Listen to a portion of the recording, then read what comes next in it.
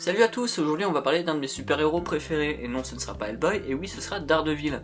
Je sors tout juste de la saison 2 de Netflix sur Daredevil, et je dois dire qu'elle est pas mal, j'ai beaucoup apprécié le traitement du Punisher, surtout l'acteur qui est un petit peu magnifique, le traitement de Foggy et de Page, mais aussi celui-là d'Electra. Néanmoins je trouve que la saison 2 est un petit peu plus moyenne que la saison 1, notamment sur le traitement de Matt Murdock. Après c'est tout à fait logique dans le sens où la saison 1 était une origin story.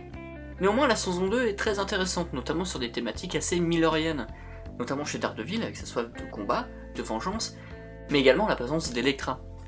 Mais ne sommes pas là pour parler de la série, non, parce que c'est bien beau d'aimer Daredevil en série, et je comprends tout à fait que c'est une bonne série, mais il va falloir un petit peu tâter du DD sur papier. Pourquoi? Parce que c'est génial, c'est tout.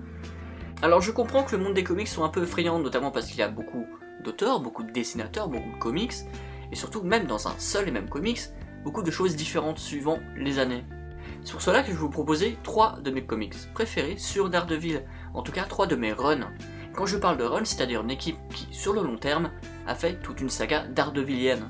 Et oui, c'est un mot inventé, et oui, je suis un poète.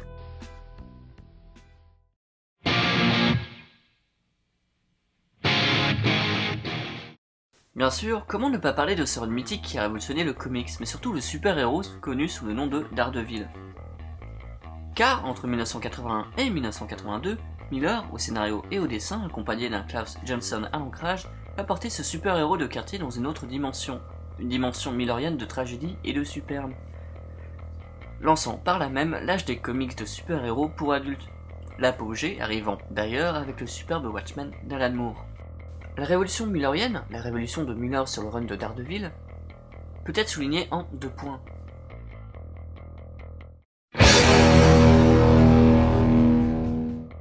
Miller ici abandonne les bulles de pensée qui à l'époque polluaient absolument les planches, et autres commentaires ridicules car évidents, et j'imagine que vous voyez absolument de quoi je parle. A la place, il y préfère ici une voix off distante et objective, donnant en comics un aspect de série noire. Le découpage est également superbe, lassé des planches symétriques et linéaires, il y pose des cadres verticaux larges et superbes servant l'ampleur de la ville. Car, comme pour Batman, Hell's Kitchen joue un rôle important dans la psyché de Daredevil.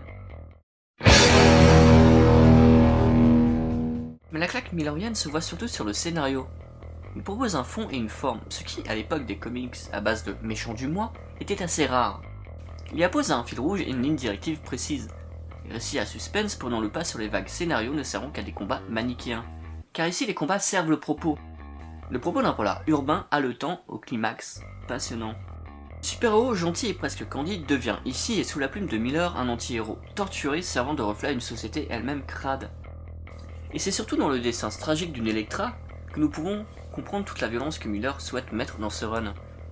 Il la crée spécialement pour ce run de Daredevil, s'inspirant sans doute de son amour pour la culture nippone, comme nous le verrons plus tard avec son œuvre Le Ronin. Et à travers elle, nous pouvons comprendre toute la volonté de Miller, celle d'un comics adulte et prenant mais surtout novateur. Le point crucial de ce comics, outre l'apparition de cette fameuse assassin charismatique et sensuelle, est, à mes yeux, la rivalité entre Bullseye et Daredevil. Car entre ces deux protagonistes se crée un véritable jeu de reflets. Et d'ailleurs, de cette rivalité en découle une scène les plus cultes et les plus dures de ce run. Celle d'un Daredevil jouant à la roulette russe avec un Bullseye alité, Miller rajoutant un aspect très important dans la psyché de Daredevil, sa violence. Alors oui, il était facile de parler de Frank Miller, mais je suis un homme facile, donc ça ne me gêne pas. Frank Miller... Mais le prochain run que je vais vous proposer, fait par Brian Michael Bendis et Maliv au dessin, peut totalement vous plaire, notamment si vous avez aimé la série. Car il s'agit là d'un polar urbain avec des dialogues puissants et un dessin sombre, poisseux, avec une ambiance réellement définie. Et d'ailleurs, à mes yeux, c'est un des meilleurs dessins pour définir l'univers de Daredevil.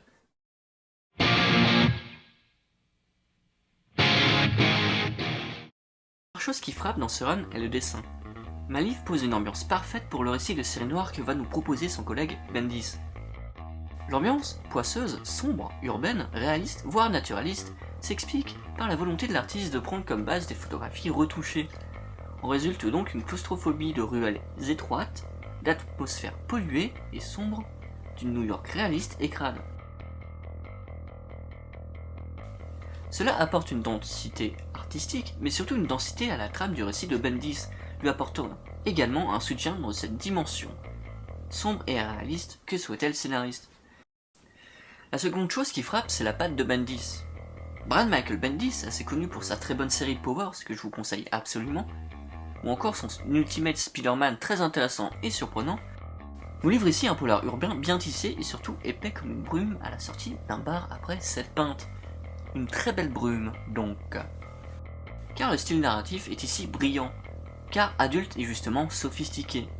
Il en fait une série avec certes peu d'action, mais avec des thèmes sérieux, adultes et réalistes.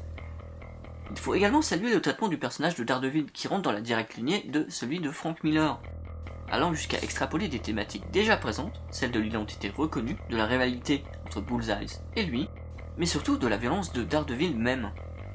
Car Didi ici va encore plus loin, et le final est absolument superbe. Là où le génie de Bendis se souligne encore plus, c'est dans le caractère naturaliste qu'il donne à l'œuvre. Certes les dialogues font mille, certes les personnages sont épais, tous, mais cela donne une impression d'un portrait réel et vrai du quartier de Hell's Kitchen. Il s'agit donc ici d'un chef-d'œuvre de polar urbain. S'il y a un défaut à signaler dans Daredevil, dans les comics ou même dans la série en généralité, c'est cette propension qu'ont les gens à justement suivre l'héritage de Frank Miller, car comme je vous l'ai dit, il a défini ce personnage et ses thématiques, et son run reste mythique. Du coup, nous pouvons voir à travers l'histoire de ce comics-là, énormément de comics qui reprennent ces thématiques-là, avec brio, comme celui de Bendis et Maliv que nous venons de voir, mais parfois, ça ne passe pas très bien. Notamment avec l'épisode Shadowland qui était assez ridicule. Heureusement pour nous, pour les fans de Daredevil, pour toi, pour ta maman, pour ta soeur qui est là-bas au fond, et peut-être pour ton petit frère qui joue avec des petites voitures et son caca, Daredevil a réussi à revenir, et surtout, à s'enlever les chaînes de l'héritage de Miller. Et c'est cool.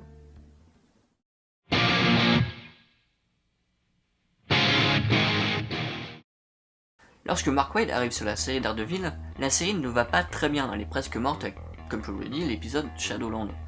Et directement il va essayer de placer son héros dans un contexte et un environnement autre que celui de Miller et de son héritage. Une certaine lumière, joie de vivre, allant même jusqu'à faire de la comédie, de l'humour dans la série, notamment avec des running gags à travers la série sur l'identité de Daredevil, on nous voit Matt Murdock répéter inlassablement qu'il n'est pas le justicier masqué, et c'est comme un symbole de jouer avec cette thématique, tant l'identité révélée de Daredevil avait été une pierre angulaire de l'arc Bendis-Maliv. Bien sûr, cette lumière cache des ombres en arrière-plan, et les démons de Didi ne seront pas loin, avec notamment une descente aux enfers littérale dans un des épisodes. Mark Waid possède un rythme d'écriture dynamique, mais possède surtout la qualité de faire une narration mêlant habilement histoire courte et long fil rouge. Il brille également par son utilisation des personnages anciens, comme les méchants oubliés de tous qui voient à nouveau le jour, mais surtout grâce à son utilisation des personnages secondaires, donnant d'ailleurs à Foggy un rôle capital de meilleur ami. Grâce à cela, il construit un run de Daredevil qui, à mes yeux, devient tout aussi mythique que celui de Miller, car différent, rafraîchissant, une réelle bouffée d'air frais dans la longue histoire de Tête à Corne. Voilà, c'était mes 3 runs préférés de Daredevil. J'espère qu'ils vous auront intéressé et je vous invite à vous pencher dessus. A savoir que la plupart de ces tomes sont disponibles en FR, surtout en rayon.